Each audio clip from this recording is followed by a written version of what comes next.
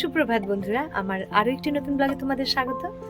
আমরা রেডি হয়ে চলে এসেছি, বাসে উঠে বসে আছি। কেউ আসেনি, একদম আমরা শুধু সবার আগে এসে গেছি। মনে হচ্ছে আরো আধা ঘন্টা লাগবে। তো ভাবলাম আমার আজকের এই ব্লগটা এখান থেকে শুরু করি। আমাদের আজকে এই জয়সলমীর সাইট সিন। সবার প্রথম যাব আমরা সোনারকেল্লা। তাহলে চলো দেখবে আমার সাথে আমরা জয়সলমীরে কি কি সাইট সিন করি। রাজস্থান ভ্রমণের অষ্টম দিনে আমরা জয়সলমীরে এসে পৌঁছেছিলাম। আমার রাজস্থান ভ্রমণের আগের যে ব্লগটি ছিল সেটিতে তোমাদের দেখালাম যে আমরা জয়সলমীরে এসে পৌঁছালাম। জয়সলমীরে পৌঁছেই রাতের বেলার আমাদের হোটেল থেকে এই সোনারকেল্লা বা জয়সলমীর দুর্গর ভিউটা তোমাদের দেখিয়েছিলাম ছাদের থেকে তুলে, এবং তারপর সকালবেলা আমি একটু সানরাইজ তোলার চেষ্টা করেছি এবং জয়সলমীর দুর্গটি তোমাদের দেখালাম। এবং সকালবেলা আমরা সবাই রেডি হয়ে বেরিয়ে পড়লাম, চলে এলাম জয়সলমীর দুর্গর সামনে। জয়সলমীর দুর্গর সামনে আমরা এসে পৌঁছানোর পর আমরা দুর্গর ভেতরে হেঁটেই ঢুকলাম, এবং দুর্গর ভেতরে ঢোকার পর মনে হলো যেন ছোটখাটো একটা শহর।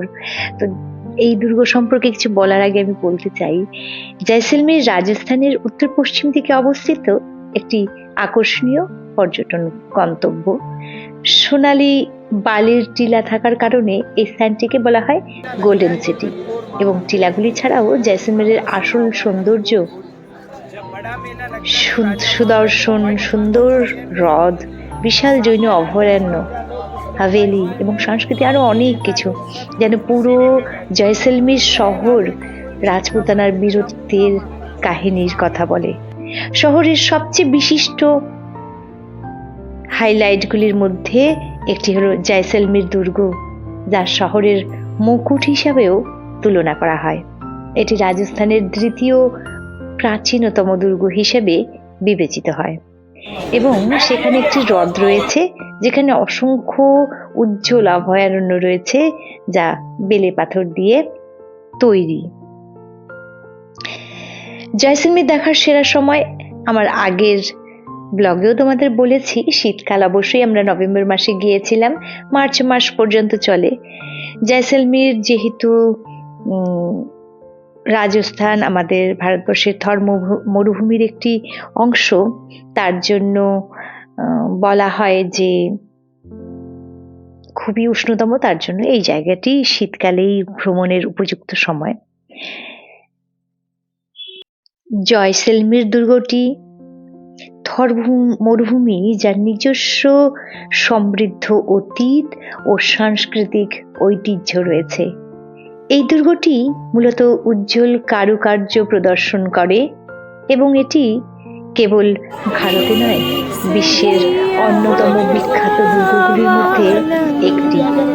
আপনি যদি ঐতিহাসিক স্থাপত্যের দুর্দান্ত স্ন্যাপ নিতে এবং জাতীয় স্থানগুলি দেখতে পছন্দ করেন, তবে আপনার তালিকায় এই অবিশ্বাস্য দুর্গটি যুক্ত করুন। আমরা এই দুর্গটি পরিদর্শন করলাম, ঘুরে দেখলাম, ভ্রমণ করলাম। পরিদর্শন এখানে বলা যায় না, ভ্রমণ করলাম। দুর্গটি পুরো ঘুরে দেখলাম, ভীষণ ভালো লাগলো। এবার এই দুর্গটিকে আমরা কেন সোনারকেল্লা এখন বলা হয়, সেটা হচ্ছে, এই গল্পটা তোমাদের একটু পরে বলি। তার আগে আমি যেহেতু এখানে চলে এসেছি গাদিসার লেকের সামনে, গাদিসার হ্রদ 14 শতকে নির্মিত হয়েছিল। এই জায়গাটি একসময় সমগ্র মানুষের জন্য পানীয় জলের উৎস ছিল, বিকানির শহর। তদুপরি এই মন্দিরটি একটি পর্যটন স্পট হিসেবে গড়ে উঠেছে। এই হ্রদের চারপাশে প্রচুর মন্দিরের পাশাপাশি মন্দির রয়েছে আরো বেশ কিছু। আমার যেমন এখানে এসে ভীষণ ভালো লেগেছিল, বিশেষ করে এই জলের মধ্যে আমাদের কিন্তু এই জলের এই হ্রদে বোটিং করা হয়নি। এখানে যে ছোট্ট ছোট্ট নৌকোগুলো দেখা যাচ্ছে, দূর থেকে দেখতে পাচ্ছি, সেইগুলোতে করে যে ভ্রমণ, এই হ্রদের ভ্রমণ না করলে মনে হয় এই হ্রদের সৌন্দর্য উপভোগ করা এবং এখানকার অভয়ারণ্য উপভোগ করা একদমই সম্ভব না। অনেক সিনেমার মধ্যে দেখেছি এই জায়গাটি, অনেক সিনেমাতে দেখেছি এবং খুব ইচ্ছে করছিল, কিন্তু এত গরম ছিল এই নভেম্বর মাসেও, এত গরম, আর রৌদ্র তাপ সহ্যই করতে পারছিলাম না। তার জন্য আমরা দুপুরবেলা গিয়েছিলাম, সেই কারণে আমরা আর বোটিং করিনি। কিন্তু আপনারা যদি যান অবশ্যই বোটিং করবেন, ভীষণ সুন্দর জায়গা। বোটিং না করলে এখানকার সৌন্দর্য উপভোগ করা একদমই সম্ভব না। এছাড়া জয়সলমীরে কুলধারা গ্রাম, সার্জারির কুলধারার ভূতের গ্রাম কিছু সত্যি লালন স্মৃতি তৈরি করার জন্য আপনাকে অফুরন্ত সুযোগ দিতে পারে।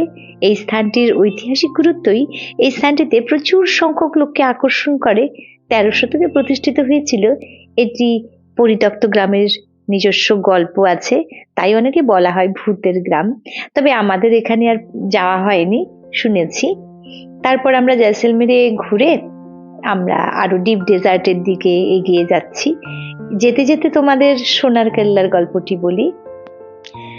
বাঙালি লেখক এবং চলচ্চিত্র নির্মাতা সত্যজিৎ রায়ের লেখা একটি 1971 সালের রহস্য উপন্যাস সোনার কেল্লা। 1974 সালে সত্যজিৎ, সৌমিত্র চ্যাটার্জি, সন্তোষ দত্ত, সিদ্ধার্থ চ্যাটার্জি এবং কুশল চক্রবর্তী অভিনীত সোনার কেল্লা নামের বইটি একটি চলচ্চিত্র রূপান্তর পরিচালনা করেন।